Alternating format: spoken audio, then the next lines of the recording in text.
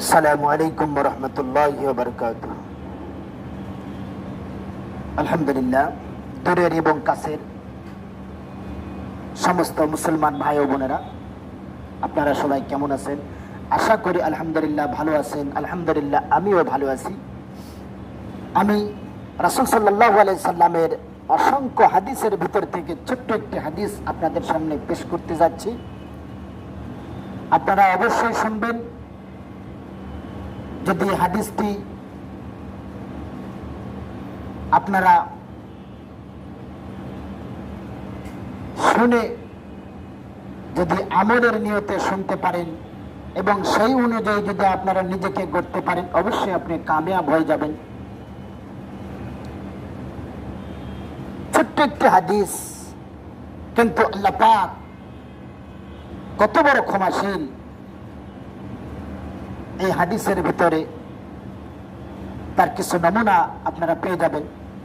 রাসূল সাল্লাল্লাহু আলাইহি সাল্লাম বলেন, কুল্লুকুম খাত্তার ওয়া খায়রুল খাত্তাইন আত-তাওয়াবুন।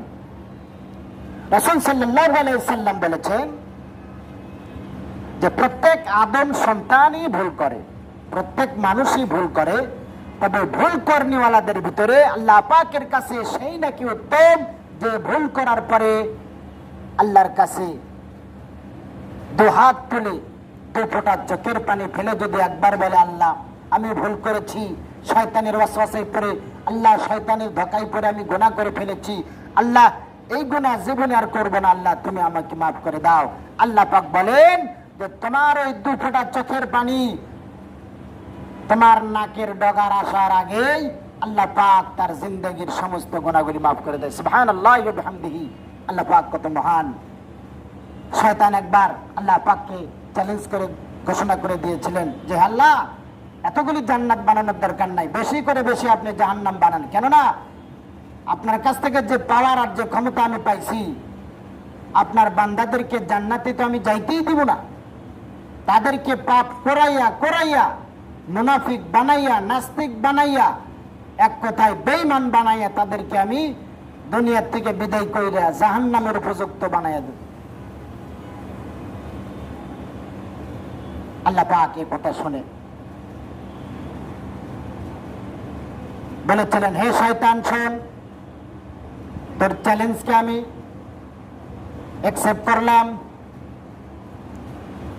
রে শয়তান শোন, সারা জিন্দেগি বার আমার বান্দা বান্দিদের পিছে লাইগা তুই ওয়াসওয়াসা দিয়ে বেনামাজি বানাবি, বেরোজাদার বানাবি, গুনাহগার বানাবি, বেঈমান বানাবি, নাফরমান বানাবি, নাস্তিক বানাবি, মুনাফিক বানাবি।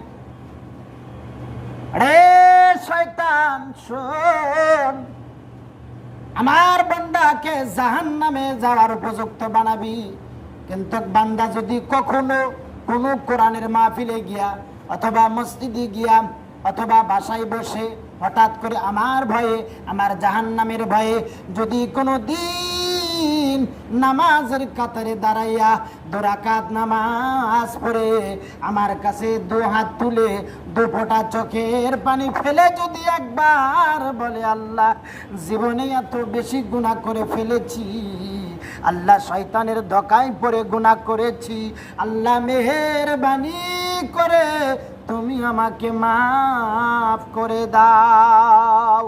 আল্লাহ বলে, শয়তান শুনে রাখ, বান্দা এই কথা বলতে দেরি করবে, আমি আল্লাহ তার জিন্দেগির গুনাহগুলো মুছে দিতে দেরি করব না। সুবহানাল্লাহি ওয়া বিহামদিহি। মেরে ভাই ও দোস্ত, আল্লাহ পাক কত মহান, কত দয়ালু। এই জন্য আল্লাহ পাক বলেন যে আমি ওই সমস্ত বান্দাদেরকেই পছন্দ করি যারা নাকি গুনাহ করার কোনো কারণবশত গুনাহ হয়ে গেছে, শয়তানের ধোঁকায় পড়ে গুনাহ করে ফেলেছে, পরক্ষণে সে যদি বলে, আল্লাহ আমার গুনাহ হয়ে গেছে, আল্লাহ আপনি আমাকে মাফ করে দেন, এই কথা যদি বলে, আল্লাহ পাকের কাছে ওই বান্দা এত বেশি পছন্দ, এত বেশি পছন্দ যে আল্লাহ পাক বান্দা এই কথা বলতে দেরি করে, কিন্তু আল্লাহ পাক কিন্তু মাফ করে দিতে দেরি করে না, বলার সঙ্গে সঙ্গে আল্লাহ পাক মাফ করে দেওয়ার ঘোষণা দিয়ে দেয়। সুবহানাল্লাহি ওয়া বিহামদিহি। তো এই জন্য মেরে ভাই ও দোস্ত, পাপ তো আমাদের দ্বারা হবেই আর হয়েই যাচ্ছে। এই জন্য বেশি থেকে বেশি আমরা ইস্তেগফার করব, সর্বসময় আল্লাহ পাকের কাছে মাপ চাওয়ার যে অভ্যাস, যে আদত, এইটা আমাদের ভিতরে করবো যে আল্লাহ আমি গুনাহগার, আমার দ্বারা গুনাহ হওয়া স্বাভাবিক, আমি গুনাহ করনিওয়ালা আর তুমি তো মাফ করনিওয়ালা। আল্লাহ শয়তানের ধোকায় পড়ে ওয়াসওয়াসায় যে গুনাহগুলি হয়ে যাচ্ছে, আল্লাহ মেহেরবানি করে আমার গুনাহগুলি মাফ করে দাও। আর সামনে যে দিনগুলো আমি পাবো আল্লাহ, সেই দিনগুলিতে তুমি বেশি থেকে বেশি নেকি রোজগার করার তৌফিক দেন। আল্লাহ আল্লাহ তুমি আমাদের বেশি থেকে বেশি নেকির কাজ করার তৌফিক দেন। এমনিভাবে আল্লাহর কাছে আমাদের চাইতে হবে মেরে ভাই ও দোস্ত। আল্লাহ পাক আমাদের সবাইকে বেশি থেকে বেশি গুনার কাজ থেকে ফারিগ থাকার তৌফিক দান করুক এবং বেশি থেকে বেশি নেকির কাজ করার তৌফিক দান করুক। আল্লাহ পাক সবাইকে তৌফিক দান করুক। আসসালামু আলাইকুম ওয়া রাহমাতুল্লাহি ওয়া বারাকাতুহু।